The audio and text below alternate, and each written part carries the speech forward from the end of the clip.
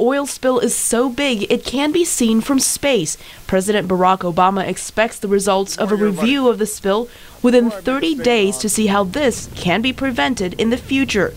In the meantime, the White House says there will be no new drilling offshore.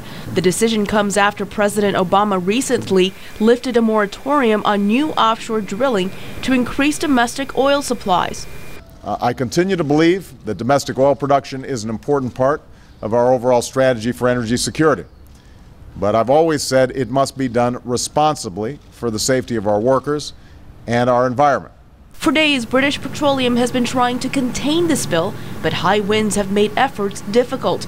U.S. Coast Guard Rear Admiral Sally Bryce O'Hara has helped to lead the government's response to the spill. We will continue with operations on the surface using dispersants, skimming, and controlled burns. But the last two, both the skimming and the controlled burns, are highly dependent upon the weather, and we won't be able to use them in the next couple of days. The Coast Guard says more than 50,000 meters of booms have been deployed to block oil from moving towards land. President Obama says more than 300 vessels and aircraft are also working on containing the spill. Experts say nearly 800,000 liters of crude oil is still leaking into the Gulf every day. To stop the leak, one option under consideration is to drill relief wells to release pressure and help to seal the leaking well. That solution could take up to 90 days to drill a second well. We have anticipated and planned for a worst-case scenario since day one. Homeland Security Secretary Janet Napolitano visited the Gulf Coast Friday. The oil reached the shoreline Thursday night.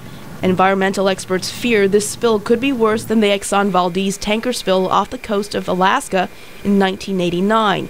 Mark Davis is the director of Tulane University's Institute on Water Resources. It's a different kind of oil, a different kind of coast. Our marshes can actually handle some of this contamination, but the creatures can't. They lose their habitat, they can't spawn, they can't eat.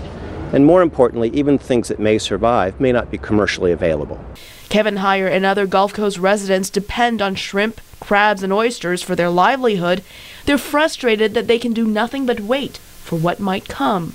No more crabbers, no more work, no more, you gotta change a life. What will you do? For now, the fishermen will harvest what they can before the oil reaches the wildlife. Elizabeth Lee, VOA News.